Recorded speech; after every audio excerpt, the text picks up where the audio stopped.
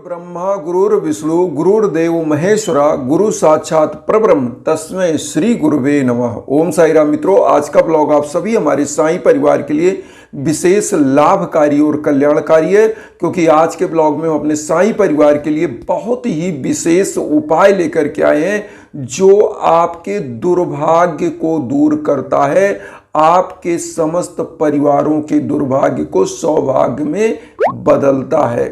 ये उपाय बहुउद्देशीय उपाय, मल्टीपर्पज उपाय है, क्योंकि अगर आपके घर परिवार में संतान प्राप्ति में दिक्कत चल रही है या आपके घर में कोई युवा बच्चे जिनकी शादी ब्याह में दिक्कत चल रही है, शादी ब्याह लगते लगते कट जा रहा है, तो ये उपाय आपके लिए रामबाण है। अगर आपके घर में कोई युवा बच्चे जिनको सफलताएं नहीं मिल पा रही हैं, आपके बिजनेस व्यापार में घाटा लग रहा है, तो इस उपाय को आपको करना है। बस इस उपाय में थोड़ा थोड़ा परिवर्तन जरूर रहेगा। जैसे संतान प्राप्ति के लिए कर रहे हैं तो अलग है, व्यापार के लिए कर रहे हैं तो अलग है, नौकरी के लिए अगर कोई बच्चा कर रहा है तो उसके लिए अलग है, और अगर शादी ब्याह के लिए कर रहे हैं तो उसमें थोड़ा थोड़ा अलग है। बस आपको करना कैसे है, समस्त चीज़ें लेना वही है और समस्त उपाय एक हैं, बस थोड़े थोड़े अंतर है। बस आप ध्यान से सुनिएगा जिस उद्देश्य के लिए आप कर रहे हैं। जैसे मान लीजिए कि आप शादी विवाह के लिए कर रहे हैं, आपकी शादी में समस्याएं आ रही हैं, शादी फिक्स होते होते जो है कट जा रहा है, या आपके घर परिवार में लोग शादी के लिए जा रहे हैं, रिश्ता बन नहीं पा रहा है, और दाम्पत्य जीवन में अगर दिक्कत चल रहा है, तो इन दोनों का उपाय सेम है। आप ध्यान दीजिएगा क्या करना है। मैं आप सभी लोगों को बताऊंगा, क्योंकि ये उपाय अलग अलग जो उपाय हैं इसमें, लेकिन सब में सामान एक ही लेना है। क्या लेना है आपको?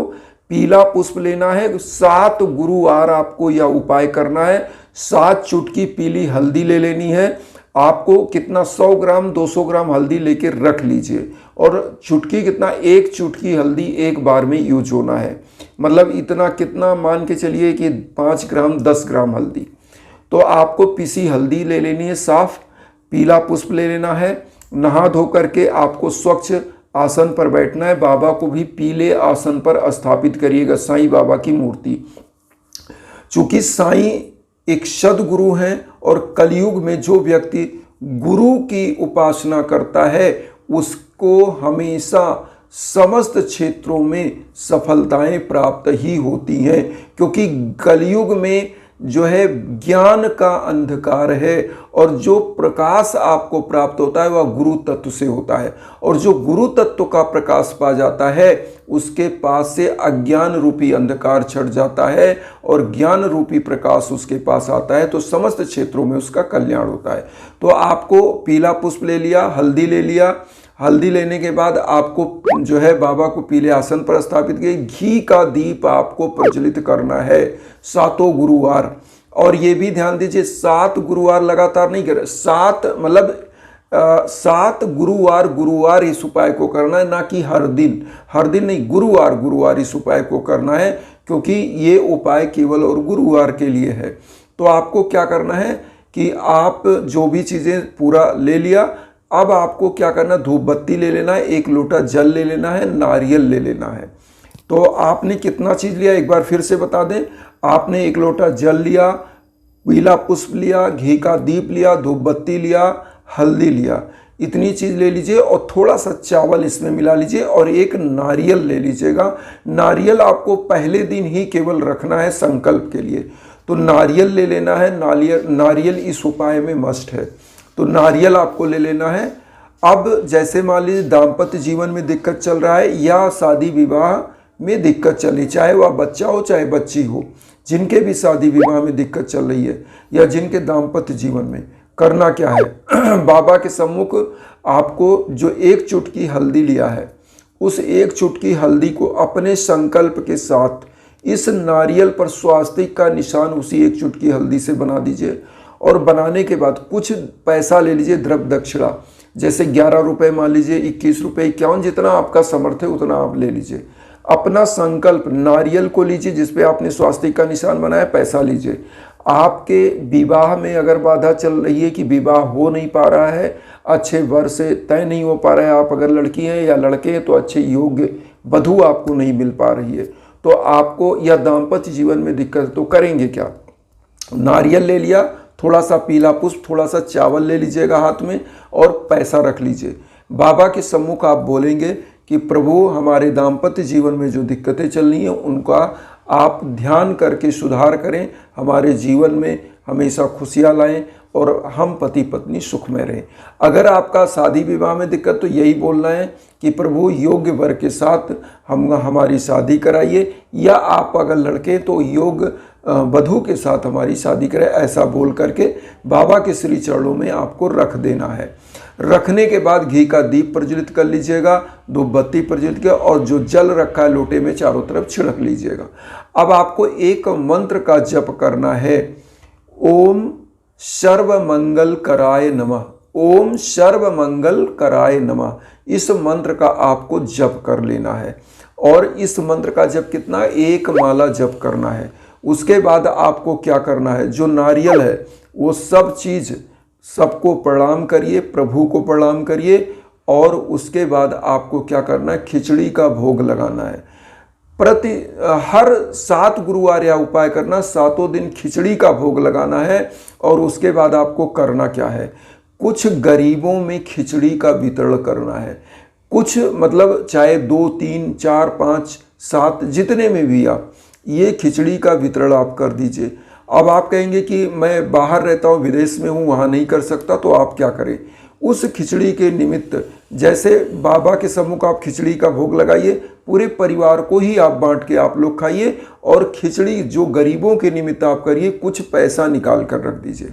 जब आप इंडिया आइए या कहीं भी अगर आप बाहर हैं, जैसे बहुत सारे शिष्य हैं जो अमेरिका में, इंग्लैंड में हैं, ऑस्ट्रेलिया में है, मॉरिशस में है, कनाडा में है, बहुत सारे लोग ऐसे हैं जिनको ये पूजा मान लो करनी है, तो वो कुछ दक्षिणा के रूप में खिचड़ी के नाम पे निकाल ले।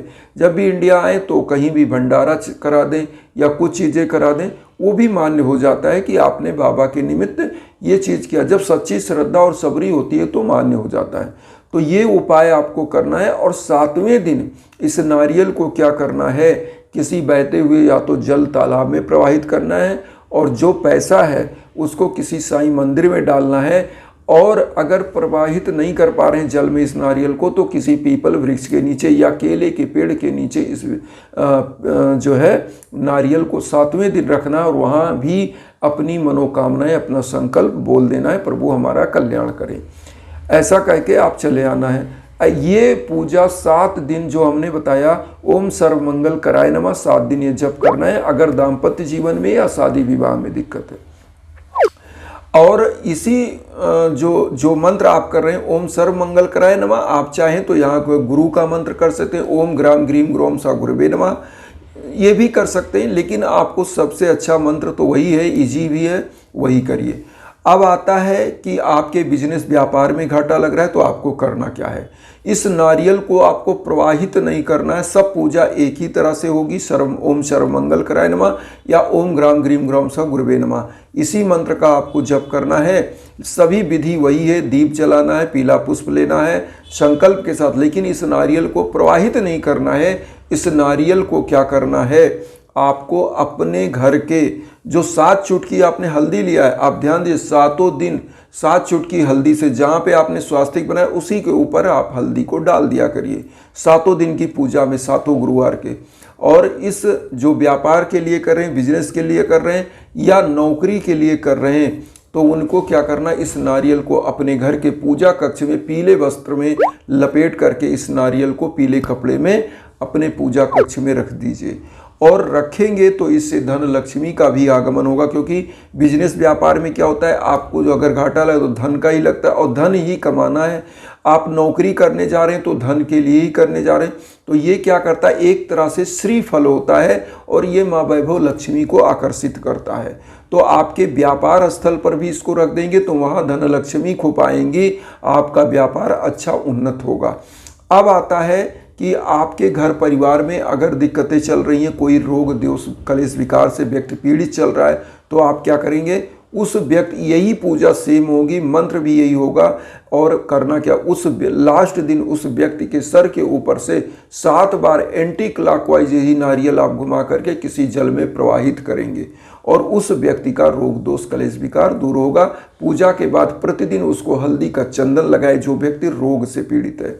लेकिन मैं ये नहीं कहूँगा कि उसको दवा ना कराएं या ऐसा ना कराएं, दवा जरूर कराएं, डॉक्टर को दिखाएं, लेकिन जब दुआ चलती है तो दवा भी काम करती है, ऐसी मान्यता है। तो देखिए, हमारे पुरुषार्थ में 4 चीज़ें, धर्म अर्थ काम मोक्ष।